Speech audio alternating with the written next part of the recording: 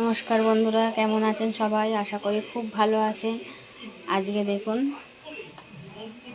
রুই মাছের একটা রেসিপি নিয়ে চলে এসেছি। এই যে রুই মাছটা আমি ধুয়ে নুন হলুদ মাখিয়ে নিয়েছি।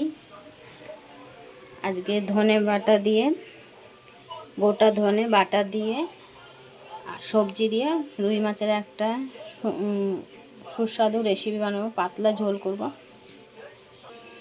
দেখতে থাকুন রেসিপিটা। আর কি কি দিচ্ছি একবার বলে দিই। আর যারা আমার চ্যানেলটাকে সাবস্ক্রাইব করছেন, কমেন্ট করছেন, পাশে রয়েছেন, তাদের জন্য অনেক অনেক ধন্যবাদ। আজকে করছি রুই মাছের গোটা ধনে বাটা দিয়ে রুই মাছের সবজি দিয়ে ঝোল। আর এটা স্বাস্থ্যের জন্য খুব উপকারী। কি দিচ্ছি একবার বলে দিই।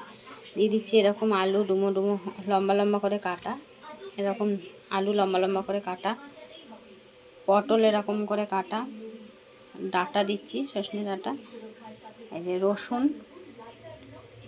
রয়েছে, আদা রয়েছে বেটে নেবো, কাঁচা লঙ্কা রয়েছে, পেঁয়াজ কুচি, টমেটো কুচি, কাশ্মীরি লঙ্কা গুঁড়ো, জিরে গুঁড়ো, চিনি, হলুদ গুঁড়ো, নুন, গোটা জিরে আর গোটা ধনে।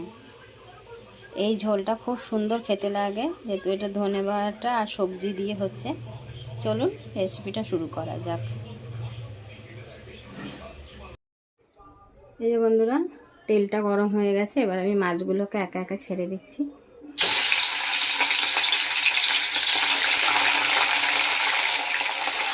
মাছগুলো ভেজে নেবো আমি, আর মশলাটা করে নেব।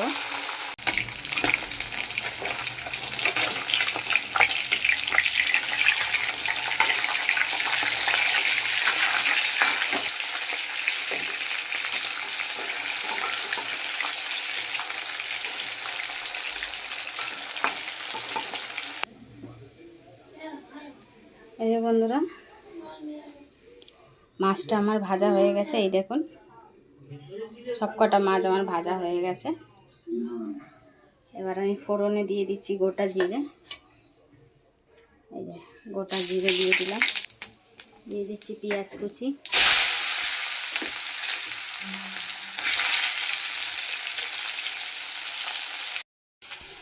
মশলাটা আমার হয়ে গেছে। এবার আমি দিয়ে দেবো আলুগুলো। পেঁয়াজটা ভাজা হয়ে গেছে, এবার আমি আলুগুলো দিয়ে দিচ্ছি।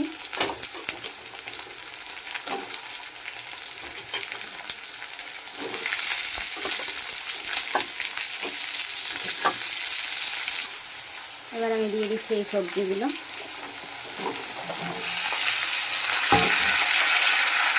সবজিটা আমার ভাজা হয়ে গেছে, এবার আমি মশলাগুলোকে দিয়ে দিচ্ছি।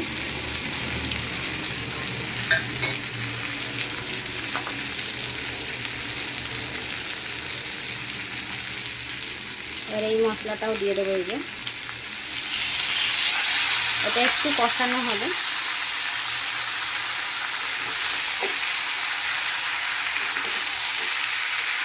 আর এটা পেটের পক্ষে খুব উপকার। সবজি দিয়ে করছি আর ধনে বাটা দিয়ে করছি। কষানো আমার হয়ে গেছে, এবার আমি জল দিয়ে দিচ্ছি। ভিডিওটা ভালো লাগলে, রেসিপিটা ভালো লাগলে ভিডিওটা একটা লাইক করে চ্যানেলটাকে সাবস্ক্রাইব করে পাশে থাকবেন। এবার আমি জল দিয়ে দিলাম।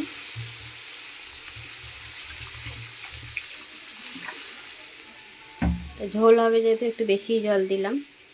ঝোলটা ফুটে এলে মাছগুলো দিয়ে দেবো। না চান নাও দিতে পারেন।